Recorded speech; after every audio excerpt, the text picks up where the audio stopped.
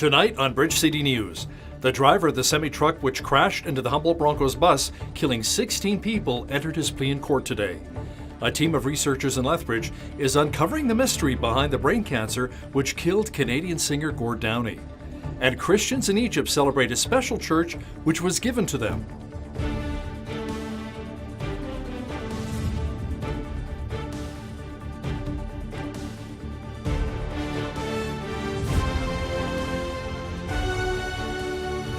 Good evening. Thanks so much for joining us.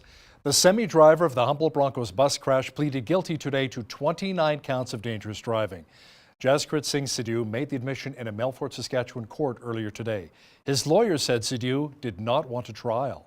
We recently took over the defense of Mr. Sidhu's case, and I asked him what his position was, and his position to me was, I just want to plead guilty. I don't want you to plea bargain. I don't want a trial. Mr. Sidhu advised me, I don't want to make things any worse. I can't make things any better, but I certainly don't want to make them worse by having a trial. Jacinder wanted to know that he's devastated. He wanted the families to know that he's devastated by the grief that he's caused them. And he's overwhelmed by the expressions of sympathy and kindness that some of the families and players have expressed to him, in spite of the fact that their grief is entirely his fault, and he's very sorry about that. 16 people, including 10 Bronco players, died in a crash last April, and 13 were injured when a semi collided with the team's bus at an intersection in eastern Saskatchewan. The Broncos were headed to Nipawin for a playoff game.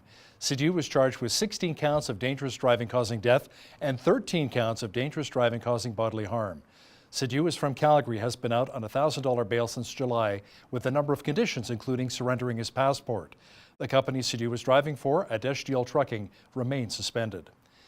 A 64-year-old woman died as a result of a car crash yesterday afternoon near Redcliffe, just outside of Medicine Hat.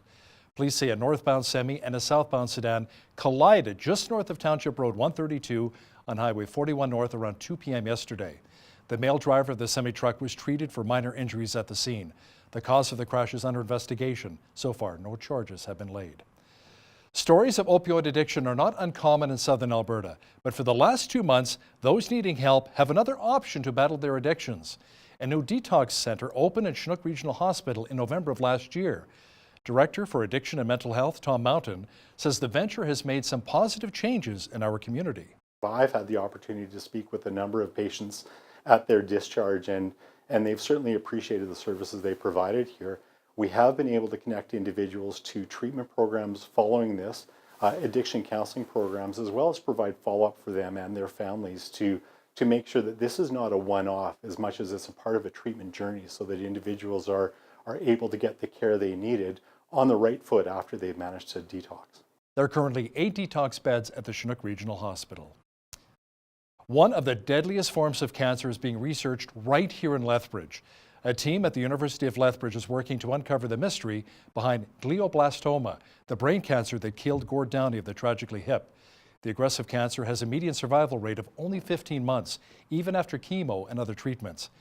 The team leader, Dr. Nehal Thakur, says so far their work will open up many possibilities in other cancer research. This is very first step towards understanding of survival of glioblastoma with respect to translation initiation or non-canonical translation initiation.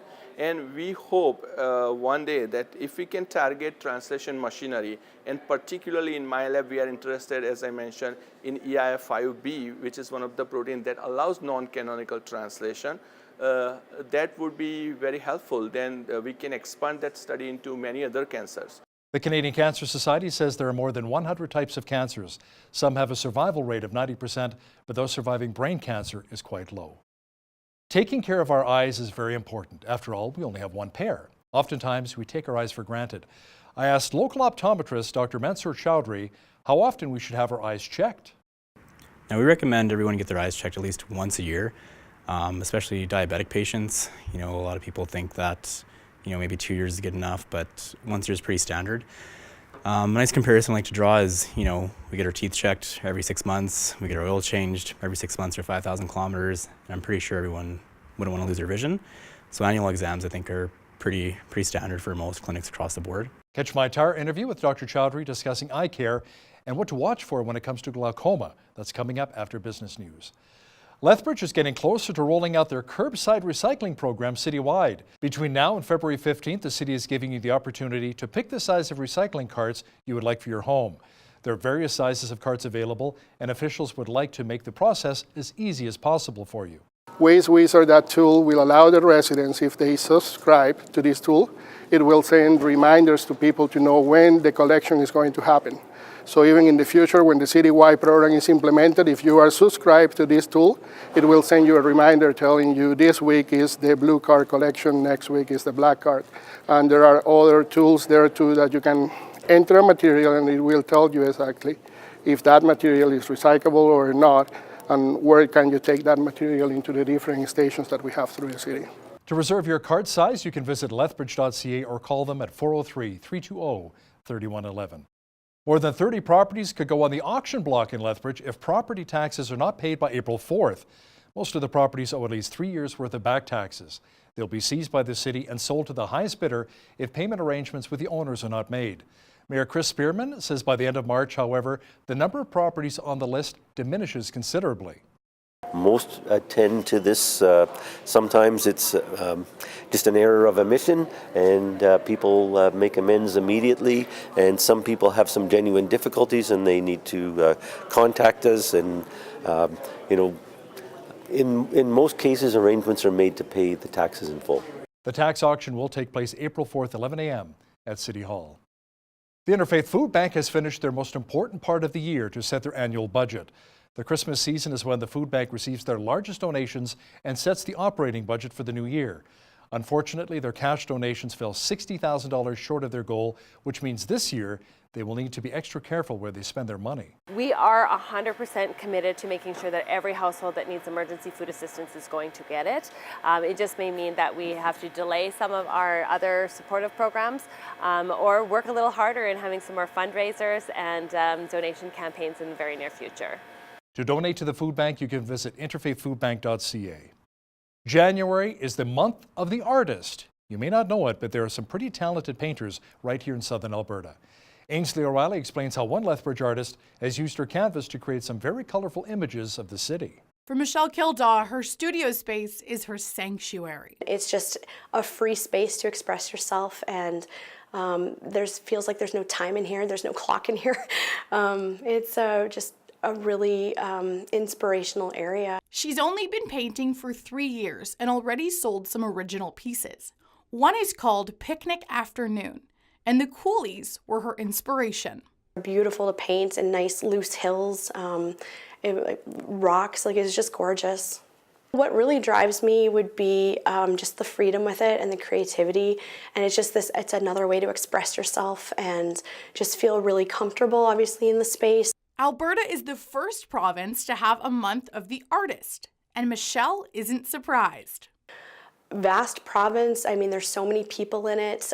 There's just a lot more creativity. I think they're very forward in, their ideas and their thinking. I'm not originally from Alberta, and so, coming here, you can feel the acceptance and just the creativity and just all the other sources that you can use, and the resources is just amazing. I really think people should consider buying local. That is just, I know so many artists, and they do struggle with it. If you like something, find a way to purchase it. Decorate your home. It's usually a lot less expensive. It's beautiful. They're great gifts. A lot of artists will do commissions as well, so they like to work with you.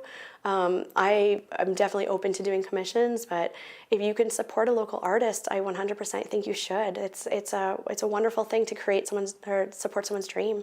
Originally from Saskatoon, Michelle says that Lethbridge is her favorite place to paint. You can find that artwork on Facebook, Original Art by Elle. For Bridge City News, I'm Ainsley O'Reilly.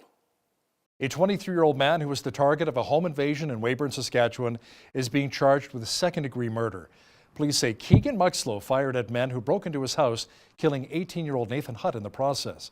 Now, joining me via Skype from Toronto is Toronto criminal defense lawyer Ari Goldkind. Ari, if someone breaks into your home, do you not have the right to protect yourself? A man's home is his castle.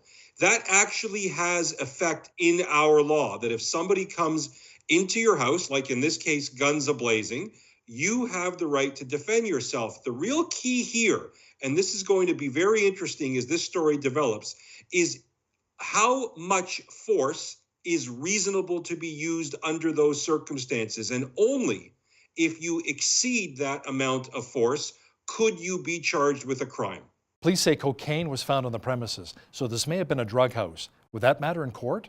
Well, when I see a second-degree murder charge here for the guy whose home was invaded, I think the constellation, as us lawyers talk about, of guns and drugs may have played a role in the police's decision here. Because if this was the average Joe having their home invaded and they ended up having to shoot the three guys who, again, let's remind people, were disguised when they went into that house to do the home invasion, I'm not sure, absent the gun and drug angle, that the homeowner would have been charged. Since Muxlow was apparently protecting himself and his property, is there any chance that he could get off? What troubles me, without knowing more, and I know there's been a press release by the police department for people to not speculate and guess, is it troubles me that the person whose home was invaded by three people using a shotgun ends up being charged for defending his home. First of all, a 3-on-1 fight isn't fair. So I will need to see some piece of evidence that the one man who's charged with second-degree murder, the homeowner, the person whose home was invaded, I need to see something that he did that was egregious, sort of like out of a movie, where he tied up the three people and then point blank almost decided to shoot their head off. I'm troubled by that charge based on what we know now. Ari Goldkind, criminal defense lawyer, joining me from Toronto. With no breakthrough in sight, U.S. President Donald Trump will argue his case tonight that a crisis at the U.S.-Mexico border requires a wall to be built. There's real pressure on both sides, but especially the president, to find some type of off-ramp here. It doesn't seem like the negotiations are going anywhere at all. Both sides are very dug in, and so the White House has been exploring potential other options to get this wall built. The president insists is needed without Congress, by going around the typical congressional appropriations process. One idea that the White House is currently considering, the White House counsel's office has been going through various ideas, but is this concept of invoking a national emergency. The president does have broad powers to declare a national emergency at times of crisis, and what the president is considering doing is using those powers to free up some different pots of money. One area that the administration has been looking at is this one provision that would allow them to activate the military to use a military construction budget to start building the wall. Britain is due to leave the European Union on March 29th. British Prime Minister Theresa May is having a tough time getting her exit deal approved by Parliament. Our foreign affairs expert Lisa Daftari says if a second referendum was held today, most Britons would not want to leave the EU. If that vote were to be taken again today, it would go the other way and Brits would be opposed to that deal. So now Theresa May has it seems like days to get this through. There's another vote actually in a couple of weeks on January 24th as well. She's trying to get all the support that she can. She's trying to bring back all the talking points that succeeded and helped her get this far. But it looks like there's a lot of regret on this. Watch the full interview with Lisa discussing Brexit and the latest with the Yellow Vest protests coming up in the second half of our show. A 49-year-old man injured 20 children with a hammer today inside of a primary school in China's capital. 3 of the children have serious but non-life-threatening injuries. The Chinese government reports that the suspect was arrested at the scene. Authorities say he was employed through a labor service company to perform daily maintenance work at the school. His contract was set to expire this month and had not been renewed. Authorities in South Africa say a train collision in Pretoria killed 3 people and injured more than 200 others. An emergency responders group says many of the injuries were minor to moderate, but one person was airlifted to hospital in critical condition. The cause of the crash is still under investigation. Christians in Egypt celebrated their Christmas yesterday with the dedication of a very large Coptic church. Egypt's Muslim president built the church to promote understanding between Christians and Muslims.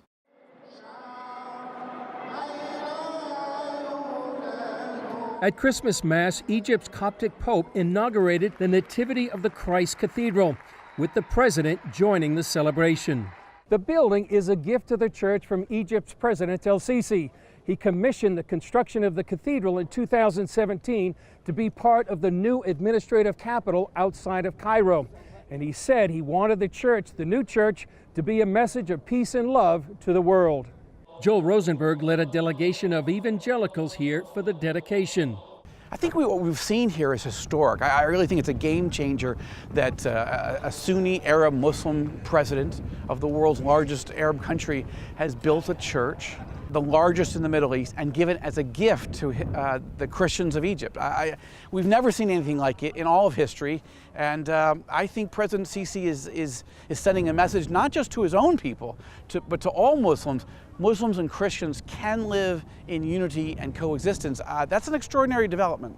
In a tweet, President Trump praised El-Sisi for moving his country to a more inclusive future. Johnny Moore agrees, seeing him leading a new spirit movement in the Middle East. You know, there's a verse in the Bible, that says what the enemy meant for evil, God uses for good. And the horrific terrorism of the last decade, at its height in 2014 and 2015 with ISIS, what it has done is it has created fertile ground for a new spirit of tolerance to rise across the region, and you have leaders who are facilitating that. Reverend Andrea Zaki, president of the Protestant churches here, says the Egypt portrayed in the media is not the whole story. I think Egypt is moving. Changes is not like a computer. Click, you have a new screen in a second. Culture, customs, nations, economy, all of these are taking long time, but you can feel and see and touch the changes. The group also met with Pope Tadros, the head of the largest Christian church in the Middle East, and with evangelical leaders. They shared the same story. And the answer that they give us time and time again repeatedly is we have challenges, but the situation is so much better than it was under Sadat, under Mubarak, under the Muslim Brotherhood for sure. We're encouraged, but we're going to keep pressing for even more change. Chris Mitchell, CBN News, the new Church of the Nativity, Cairo. My goodness. There was a moose on the loose and it made its way to a hospital in Anchorage, Alaska. The moose walked in through the front doors, ate some plants, then exited using a motion-activated door that was stuck open because of the cold. A woman who works inside of the medical office captured the rare visit on video. That is certainly something you don't see every day. A cool but sunny day in the Windy City. The mercury will be climbing. I'll have complete weather details coming up shortly. A mainly clear but cool day today. Tonight, a few clouds rolling in with a low near -8. Tomorrow, a mixture of sun and cloud and a high near 4. Thursday, mainly sunny with the mercury dipping slightly to 3 degrees. Warming up nicely on Friday, sunshine and a high near 9.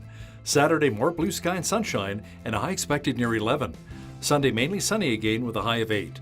Monday, a low pressure system returns, bringing more clouds, but a high still near 6 degrees. Looking at the almanac, the average high for this time of year is -2 and an average low of -14.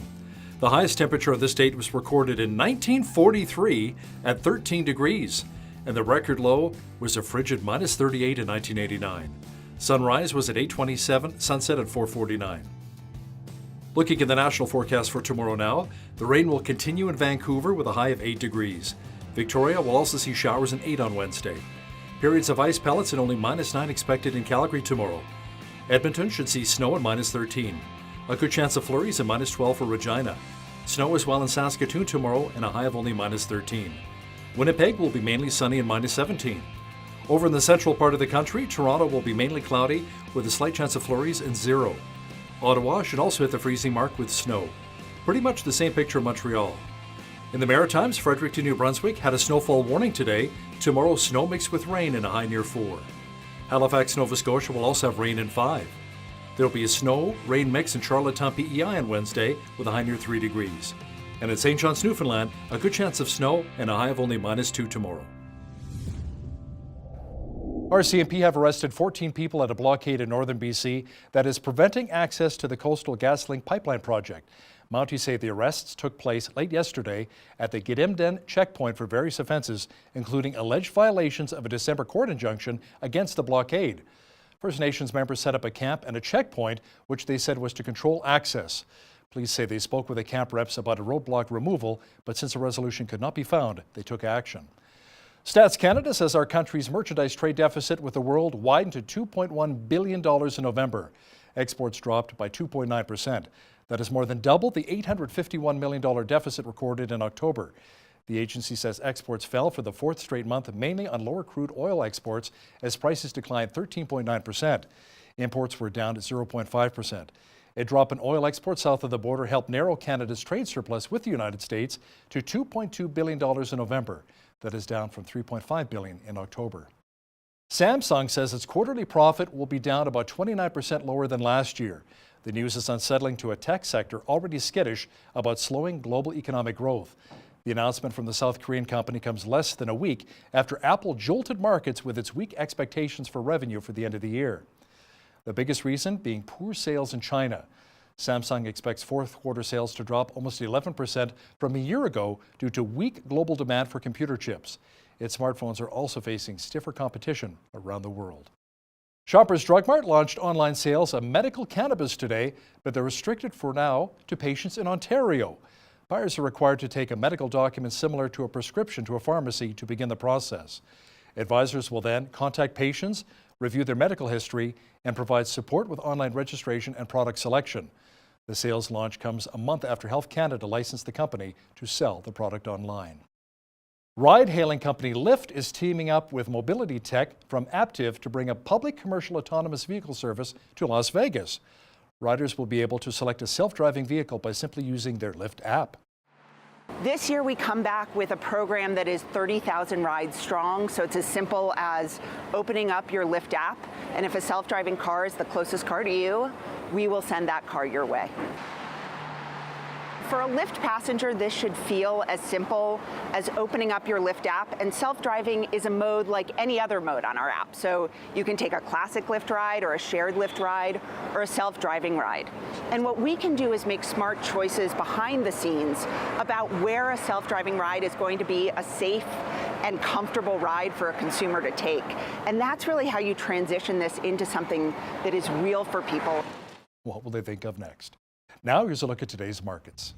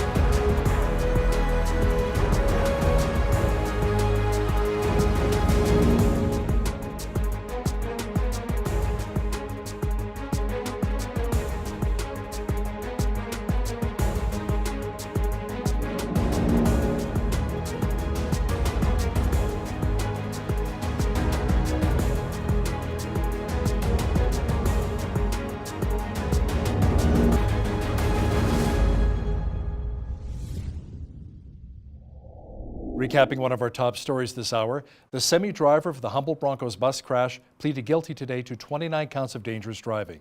Jaskreet Singh Sidhu made the admission in a Melfort, Saskatchewan court earlier today.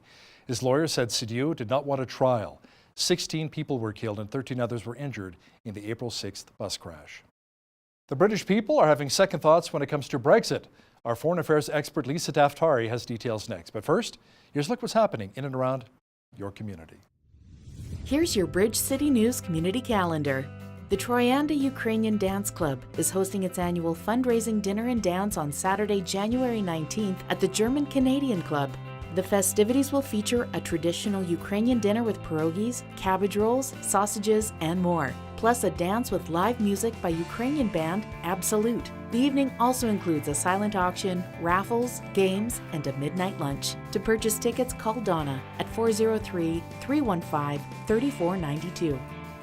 The Lethbridge Christian Women's Choir is beginning their spring semester, and all women who are interested in joining are invited to try it out for the month of January. No auditions required. Practices are held at St. Andrew's Presbyterian Church at 7:30 p.m. For more information, contact Lee Van Andel at 403-317-1392 or email luna00@shaw.ca. Big Brothers Big Sisters in Lethbridge is searching for volunteers to mentor children and youth in their various programs. Volunteers commit anywhere from 1 hour a week to 1 full year. They have many kids on their wait list that are looking for a big brother or sister. Make a difference in a child's life and start something big. For more information, call 403-328-9355 or email info.leth@bigbrothersbigsisters.ca. And that's your Bridge City News Community Calendar. A new poll says more Britons want to remain a member of the European Union and they want a second referendum. Joining me now from Los Angeles is our foreign affairs expert Lisa Daftari to chat a bit about it. Lisa, Britain is due to leave the EU on March 29th, but Theresa May is having a tough time getting her exit deal approved by Parliament. Theresa May is having an incredibly tough time because she is still gung-ho very much for this. She had much more support overall. Obviously, this was voted through, and now it looks like the Brits have a bit of cold feet about leaving the European Union. This is an interesting phenomenon because what was tied to the precursor to something like a Donald Trump presidency or something very unique, kind of breaking the establishment within society, is always credited to the Brexit vote and how the Brits wanted this exit from the EU as a way to have, first and foremost, more economic freedom, and secondly, more of a hand in their own national security, and didn't want to be tied down to the lax views of the other European countries when it comes to terrorism. And now this poll that I have also posted on my website, foreigndesknews.com, it shows that if that vote were to be taken again today, it would go the other way and Brits would be opposed to that deal. So now Theresa May has, it seems like days to get this through. There's another vote actually in a couple of weeks on January 24th as well. She's trying to get all the support that she can. She's trying to bring back all the talking points that succeeded and helped her get this far. But it looks like there's a lot of regret on this. Well, people do have a change of heart, so it should be interesting to see how this shakes out. Now, one of the world's biggest economies, China, is in trouble, but that may pave the way for a trade deal with the United States. A trade deal would potentially ease tariffs on billions of dollars of U.S. and Chinese goods. Right. So right now, this game of chicken, which I always call it, and this morning I was happy to see CNBC also called it a game of chicken. So I felt like they heard me somewhere. Between the Chinese and Donald Trump has gotten us to this point where Donald Trump rightfully said within the last 24 hours that China is in such a vulnerable place economically, meaning they're losing the game of chicken, that they will want to come to some sort of negotiation, to the negotiating table at least, with the U.S. to work some kind of deal out. And of course, that means that President Trump believes that the U.S. has the upper hand in this negotiation if it appears that the Chinese are suffering under the current economic conditions. Now, others forecast that this economic tide will shift and the Chinese will somehow have the upper hand in some way, and the U.S. won't have this kind of bragging right over the Chinese. And perhaps what's going on with our stock market, for many reasons here in the United States, could be an indicator that we are headed for some sort of market correction, which would then perhaps give the Chinese an upper hand in certain divisions. So that is yet to be seen, but this game of chicken continues, and you have two very strong-headed leaders who want to see their country be victorious at the end of this game. Lisa, according to a South Korean newspaper, U.S. and North Korean officials met in Hanoi to discuss the second Trump-Kim summit. Tell me more about that. Right. This is a report about officials from the U.S. and North Korea coming together to work out the details of a second official on-the-record formal meeting between Kim Jong-un and President Trump.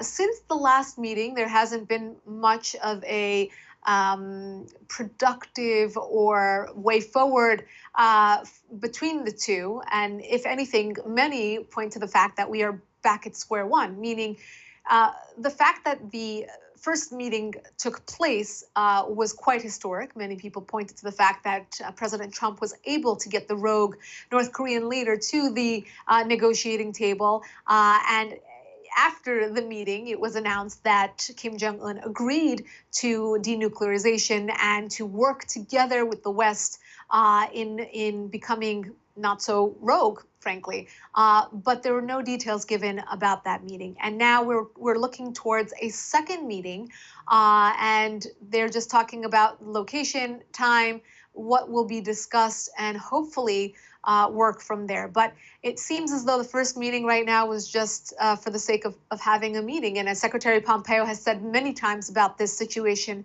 it will take a lot of time.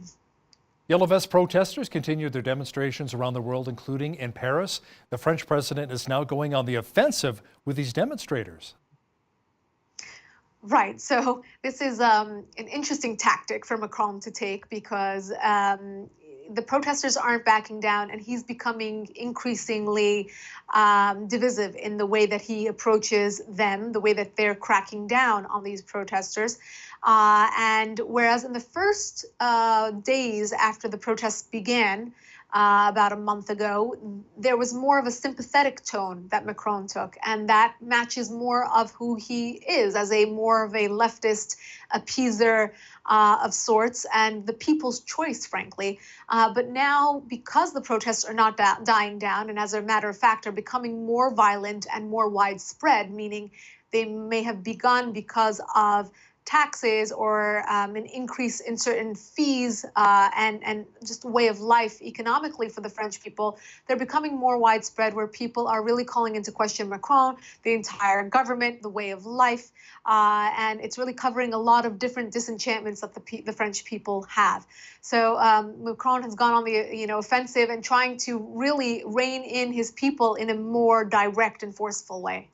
Now, France plans to introduce legislation to toughen sanctions on undeclared protests in response to the violent Yellow Vest demonstrations in their country, Lisa. Right. This is a recipe for disaster, a recipe for a civil war, frankly, because when you have people that are that upset with a leader who promised them a better life, one who promised to be different and to be with the people and to understand the middle class, this is not what they signed up for. And frankly, we see this all throughout Europe, this buyer's remorse on a lot of these more lax, more leftist policies that in effect, when they are put into place, they don't really match up with the reality of life. And we see that with immigration laws, we see that with counterterrorism measures, we see that with taxes and regulation and big government.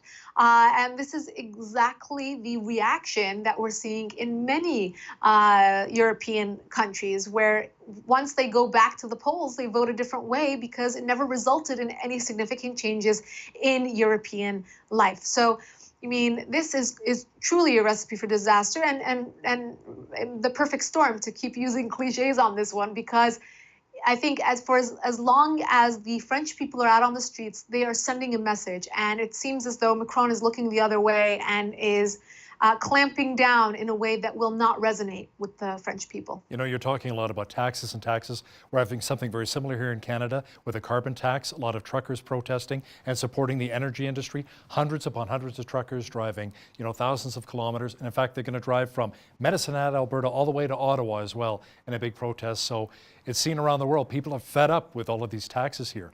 Now, Lisa, Taliban insurgents have stormed security posts in West Afghanistan, killing 21 police and pro-government militia members. Lisa, the latest in a surge of attacks has cast doubt on tentative steps towards talks.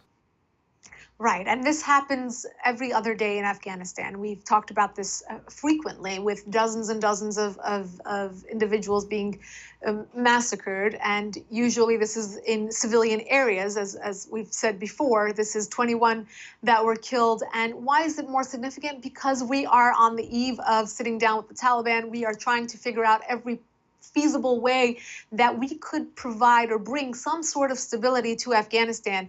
And because the Taliban won't exit the picture, they've become part of the picture. Just the other day, there was a report about how the Taliban would not agree on the location of a meeting. And you know, these kinds of attacks, especially when the death toll is this high, are meant to send a message. And that message is that they are not going anywhere, meaning they will cause more and more carnage until they get what they want. And what they want is full control of the country under their terms. That means politically, socially, economically, religiously, and that is what they do have their hands on. So this is yet another reminder by the terrorist organization, the Taliban, who we've chosen to almost recognize because there's no other option. We talk about this with regards to, you know, Western involvement in the Middle East, and this is, you know, for us to look at the Middle East through a Western lens is incorrect. You have to look at the Middle East through their own lens, and they are speaking Middle East terrorism, meaning we will do this until we get what we want. And until then, it will become very, very challenging to negotiate with terrorists. An earthquake hit an area in western Iran recently, injuring more than 75 people. Apparently, the quake measured 5.9 on the Richter scale. Many people don't realize just how common earthquakes are in Iran. In November, a 6.3 magnitude quake injured more than 700 people. Right, and that was in the same province, Kermanshah, as we've seen this past earthquake. It is a major fault line. It's interesting. I think Iranians pick places to live where there are major fault lines, like here in Los Angeles, where we have the largest expat Iranian community, and we have fault lines here and earthquakes here. Thank God there hasn't been a major one in a very long time, thank God. But this is a devastating area within Iran because of the infrastructure, because of the poverty that exists in the surrounding areas. You know, many years ago, I should say, there was an earthquake in Bam, Iran, which killed over 30,000 people, and that's because the homes were made out of clay, concrete, just materials that cannot sustain this type. And those numbers are high on the Richter scale. These aren't small quakes. So, you know, yet again, this happens. Unfortunately, Iran is not a country where, you know, aid can so easily be sent in. And of course, as always, it's the people that are suffering. Royals in Malaysia will be voting for a new king on January 24th after a surprise resignation. Let's talk a bit about that.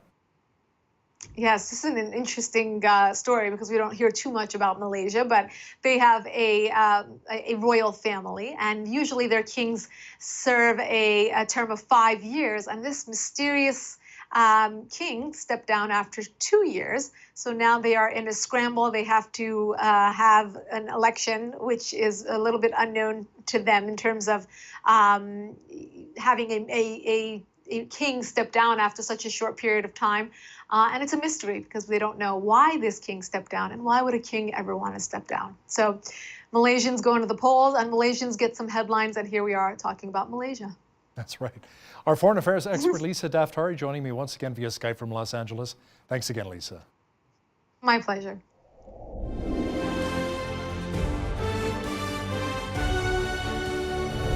We all love looking at beautiful scenery, watching a great movie, or seeing our kids or grandchildren play. But we probably take our eyesight for granted at the best of times. We want to talk about properly taking care of our eyesight and how to deal with vision problems when they come up. Dr. Mansoor Chowdhury, an optometrist with Vision Effects Eye Clinic, joins me now at the desk right here in Lethbridge. Welcome to Bridge City News. Thanks for having me. Now, doctor, how often should we really go in for an eye exam? Now, we recommend everyone get their eyes checked at least once a year, especially diabetic patients. You know, a lot of people think that, you know, maybe 2 years is good enough, but once a year is pretty standard.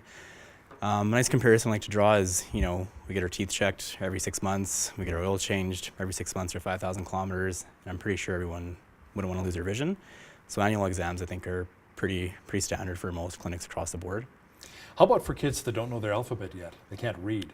How much of a challenge is that doing an eye exam, right? It can be challenging at times, but we get patients as young as 6 months coming into our clinic, and we actually recommend that they should have their first exam by the time they're 1.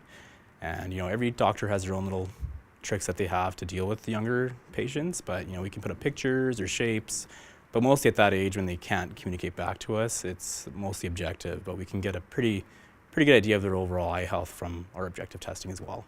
So I'm curious, what actually impacts our eyesight and causes our eyesight to decrease? Is it a lot of it that the eye is actually changing, evolving, the eyeball? Yeah, so I mean, if we're talking about just having nearsightedness or farsightedness or astigmatism, that's, we're pretty much born with it. Most of it's genetic. If we talk about needing reading glasses, when we get to that certain age where we start, pulling things further away, that's more of a muscle issue. But there's not really much we can do in terms of not needing glasses. You're kind of born with the DNA that we have, and you just try to do the best way we can. What about these glasses that you can pick up maybe at some of the retailers out there, some of the superstores out there? Yeah. The real cheap ones, like my mother says, I don't have to go see an optometrist, son. I just pick these ones up for $3-4 bucks and I'm good to go, right? Yeah. So those can work pretty well for some people. Like for reading, right? Exactly right, just for correcting your near vision. But the problem is that most of the time your prescription in your right eye is different than your left eye and vice versa. So if you grab just a +2, but your inherent prescription is, maybe a +1 in the left eye, maybe a +250 in the right eye, it's not going to work that well in the long term. So, I wouldn't say it's a good idea to replace an eye exam per se, just because that's only covering one aspect, which is just seeing up close, where, your overall eye health is much more important and it takes a little bit more detail than just that, but they can work for some people. But what about cataracts? What actually causes them, and at what age do they tend to start? So cataracts, they start in the lens of your eye. Everyone's born with a lens in their eye, and over time, they're made up of proteins, right? So over time, these proteins break down, is the best way to describe it. When that happens, that's when patients experience cloudy or foggy vision. Now, they typically start in your, late 40s, early 50s. That being said, you're not going to notice much visual impairment for the most part. Typically when they start to bother people, it's in their early 60s or mid 60s. Everyone's a little bit different, but that's generally what we see case by case. So what are some of the symptoms then when you think you may have cataracts? Just an overall decrease in vision. You're putting on your glasses, people take them off, they clean them, and they feel like they're dirty still, or that something's just not quite right in terms of how clear their vision is. At any point, if you feel like your vision is decreasing at any age, we think it's a good idea to come see your local optometrist. What about cataract surgery? How successful is it right now? And tell me about the healing process. Is it fairly quick? Cataract surgery has been around for a long time, and it's actually a very successful treatment option. The success rates to the patients that we see have been, pretty good. Now, the entire process is pretty simple. You come in, if you're a patient of mine, we take a look. If we think that the reason that you're not seeing well is because of the cataracts, not something else, then we basically just make a referral to an ophthalmologist in town, or Calgary Medicine Hat, wherever you want to go, and they'll have a consultation with the patient and they'll talk about the risks and benefits and see what the best option might be, whether it's surgery or whether just kind of wait, or it's a conversation we like to have case by case. What about glaucoma? Can you explain to our viewers what exactly it is and what causes glaucoma? Yeah, so glaucoma is a pretty scary word that throws around the clinic because it can lead to blindness. Now, the simplest way to define it is it's just a progressive disease of your optic nerve. Now, it's a slowly progressing disease, so it does take time to reach blindness. And in this day and age, we're lucky to live in a time where we have the modern technology and medical treatments available to hopefully stave that off. So the best treatment options we have right now focus on just lowering intraocular pressure or your eye pressure, and that's either done by eye drops or what's becoming increasingly popular as a first-line treatment is surgical intervention. So those are, we're seeing a lot more patients opting for that, because what they need to understand is if you're doing eye drops, it's, not for 3 or 4 months, it's for the rest of your life, right? So, but, if you just have your eyes checked regularly, we can hopefully catch it before you notice any visual changes at all. So glaucoma and cataracts, are a lot of those attributed to maybe being hereditary, inheriting them from family members? Yeah, absolutely. So glaucoma, we're not really too sure what causes it exactly. Again, we ask all of our patients their family history. Did your aunt have it? Your mom, your dad, your brother, your sister? And if any of those patients say yes, one of our family members do have it, we flag them right away. So we're not sure what exactly causes those things, but everyone has an equal chance of getting them. Okay, let's read the fine print now on contracts. Okay. And sometimes people have to hold it out like, yeah, I can read it all the way out here, it's no problem. Should people still consider getting bifocals or even trifocals? Yeah, so if you're having trouble seeing up close, everyone's a little bit different. So we like to have a chat with the patient and see what their individual needs are. If you're lucky enough to be nearsighted where you can't see far away, but you can up close, you can take your glasses off and sometimes you can see up close. If you bring the paper closer, well, you'll notice, and you're not nearsighted, you'll notice that just makes it harder. So bifocals and progressive lenses, they're very similar in the way that when you look straight ahead, you can see clearly. When you look down through below the line or on the lower part of the lens in a progressive lens, the close-up vision will be clear. The problem with just reading glasses is, well, you can see great up close, but when you look straight ahead, things will be blurry. So it kind of depends on what the patient's needs are. If they know they're just going to be reading for a while, sometimes readers are better. If they're in a situation where they need to be seeing up close and far away simultaneously, well then maybe a bifocal or progressive lens might be better.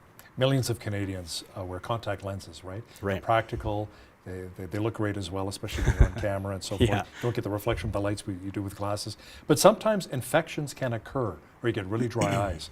So how can you prevent a lot of that when you wear contacts? So most of the cases that we see in our clinics that are, bad contact lens cases we see honestly come from just the misuse of them. Now I'll explain that a little bit further. If you're wearing a lens that you're supposed to replace every month, but you're replacing it every... Disposables, right? Right, exactly. But you want to stretch it out? Exactly. You don't want to do that. If you're wearing a monthly lens on month 6 and 7 and you're wondering why your eyes are getting red, that could be a cue. I like to use the analogy of, if you buy 10 gallons of milk and it expires, are you going to just keep drinking it because you have it? Probably not, right? You're going to listen to what the manufacturer recommends. So, but, dryness is a huge issue in Southern Alberta, Lethbridge especially when we get our, strong winds happening. Oh, yeah. So if you're one of those patients that struggles with that, sometimes just changing into a better modality like a daily lens or just having an adjunct treatment like eye drops or other things to combat the dry eye first at the root of the cause, and that can help with contact lens wear as well. Can contact lenses actually reverse nearsightedness when it comes to children? Right, so now we just started getting these lenses into our clinic recently. Now, if you're a child that is nearsighted, generally what happens is that just progresses slowly over time. You might be a -1 one year, next year you're -2, 3, 4 on, and all of a sudden you end up like me, who I was a -8 at one point, right? So now we do have lenses available now that have been proven to either slow down that progression or stop it completely. So that's something cool and exciting that's in optometry today. How do you help people though, doctor, when it comes to putting on contact lenses for the very first time? I mean, you get anywhere near my eyes and I freak out.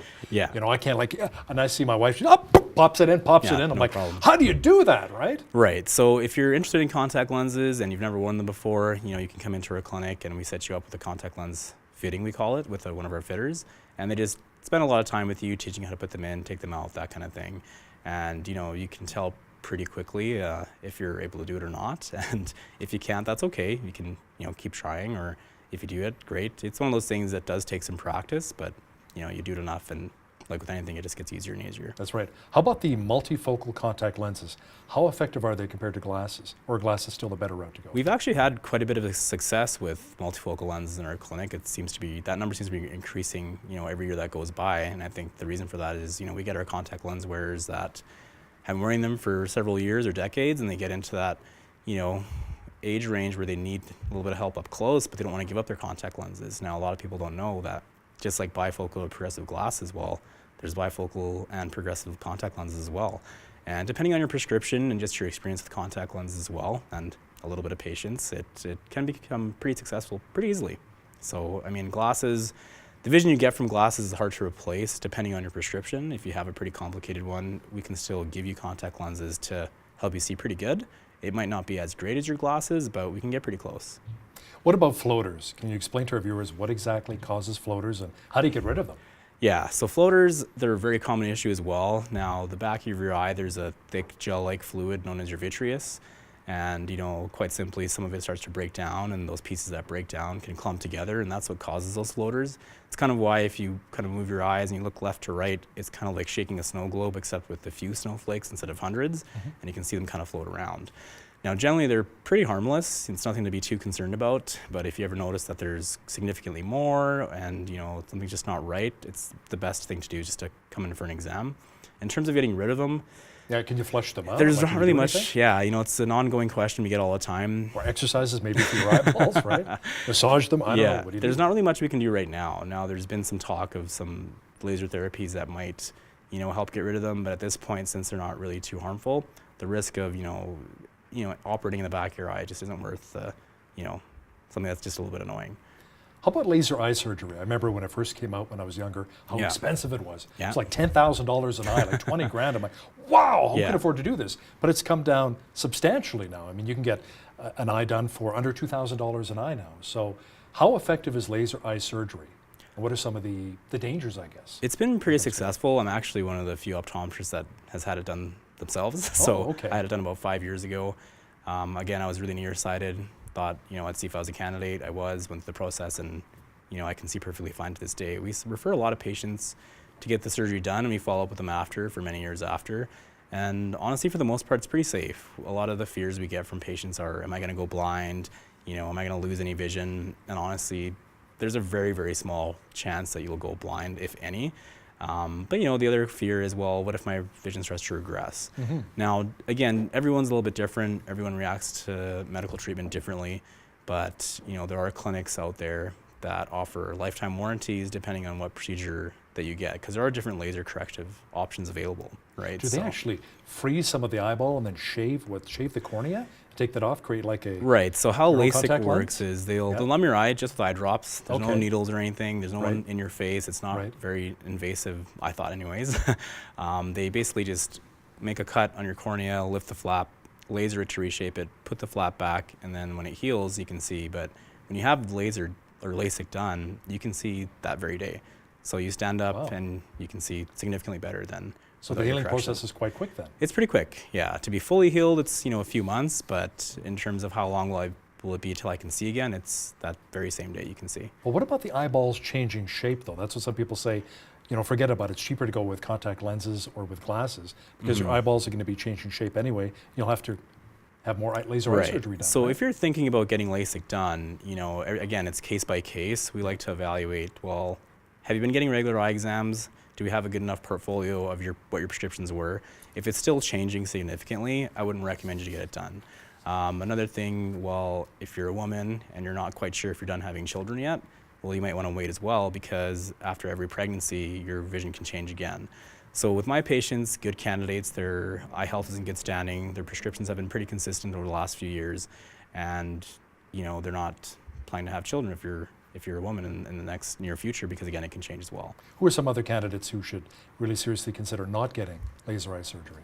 Generally, everyone's it's case by case, but for the most part, if you have any substantial healing problems, if you have an autoimmune disease, sometimes they'll be ruled out. How about diabetes? Would that Diabetes, play a role? we're careful with those patients because, again, if your sugar levels are up and down, well, that can by default change your prescription as well. So if you're diabetic, you can be prescription A, and after a few months be prescription B if it's not controlled. So it's, again, case by case, but for the most part, it's safer for most people, and there aren't too many people that get the answer no when they get the consultation done from the surgeon. At the end of the day, it's their call, but it's becoming more and more popular. How about night blindness? How often do you come across that? From the laser surgery? Yeah. It's becoming decreasingly prevalent. It used to be a big problem, I think, when it first came out. And, like I said, nowadays it's still common for me personally. I had it a little bit for the first few weeks, maybe the first month, but every week as you're healing and you're completely healed, it's not an issue for me anymore.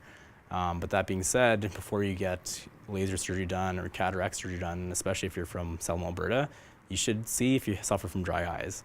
Now, a lot of people, when you ask them, they'll say, no, I'm fine. But then you go into a clinic and you get your tear film evaluated and, well, lo and behold, you have dry eyes. I would say there's a vast majority of people in our community here, especially that have it, that may just not know because we're used to it, right? Last question I want to ask you. Colored contacts. Yeah. Do people still go that route? They have decreased in popularity a lot, Oh. but we still have quite a few patients that are interested in them. So, the lens companies, I think they're kind of focusing their research and design more on dailies or comfort and breathability and not so much on color anymore, but we still do have them. Dr. Mansoor Chowdhury, optometrist with Vision Effects Eye Clinic here in Lethbridge. Thanks a lot for joining me in studio today. Thanks for having me. On behalf of all of us here at Bridge City News, I'm Hal Roberts. God bless. Have a great night.